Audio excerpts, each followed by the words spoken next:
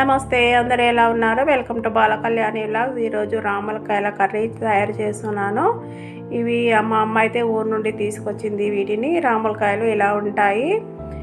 వీటిని 4 ముక్కలుగా కట్ చేసి పెట్టుకోవాలి. ఇలా 4 ముక్కలుగా కట్ చేసుకోవాలి. తర్వాత వాటిలో కొంచెం ఉప్పు వేసేసుకొని బాగా పిసుక్కోవాలి. ఆ గింజలన్నీ పోయే వరకు బాగా ఇలా కలుపుకోవాలి మనం చేత్తో. ఇలా కలిపేసుకుంటే గింజలన్నీ బయటికి వచ్చేస్తాయి. తర్వాత వాటర్ పోసి కడిగితే ఇలా ఉంటాయి.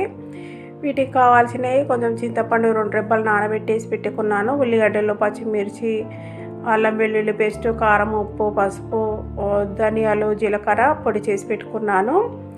ఇలా ఒక బౌల్ పెట్టేసుకొని నూనె వేసేసుకొని జీలకర్ర, ఆవాలు, పచ్చిమిర్చి వేసేసుకొని ఉల్లిగడ్డలు కూడా వేసుకొని బాగా ఫ్రై చేసుకోవాలి. ఇవి మగ్గేలోపు మిక్సీ జార్లో టమాటాలు, చింతపండు వేసేసుకొని మనము మిక్సీ పట్టి పెట్టేసుకోవాలి ఇలాగా. తర్వాత ఈ ఉల్లిగడ్డలు మగ్గిన తర్వాత ఆ రామలకాయలు అందులో వేసేసుకొని బాగా కలిపి మగ్గించుకోవాలి. ఇలా మగ్గిన తర్వాత అల్లం వెల్లుల్లి పేస్ట్, పసుపు వేసేసుకొని బాగా కలుపుకోవాలి.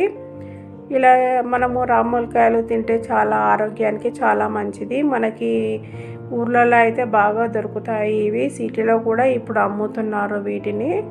ఇలా కలిపేసుకున్న తర్వాత మనం మిక్సీ పట్టేసుకున్న టమాటా, చింతపండు పేస్ట్ అందులో వేసేసుకోవాలి.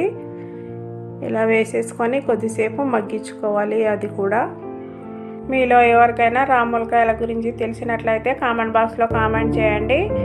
ఈ టమాటా, చింతపండు మిక్సీ వేసుకుంది అందులో వేసేసుకొని కొద్దిసేపు మగ్గనివ్వాలి, నూనె పైకి తేలేంత వరకు. తర్వాత కారము, మనము జీలకర్ర, ధనియాల పొడి చేసుకుంది అది కూడా అందులో వేసేసుకొని ఉప్పు తగినంత వేసేసుకొని మనకి సూప్ ఎంత కావాలో అంత వాటర్ వేసేసుకోవాలి.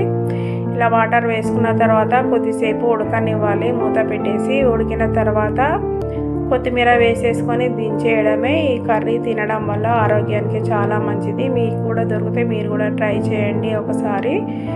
ఇవి మనకి రైస్లోకి, చపాతీలోకి చాలా బాగుంటుంది ఈ కర్రీ. నా వీడియో నచ్చితే లైక్ చేయండి, షేర్ చేయండి, సబ్స్క్రైబ్ చేయండి.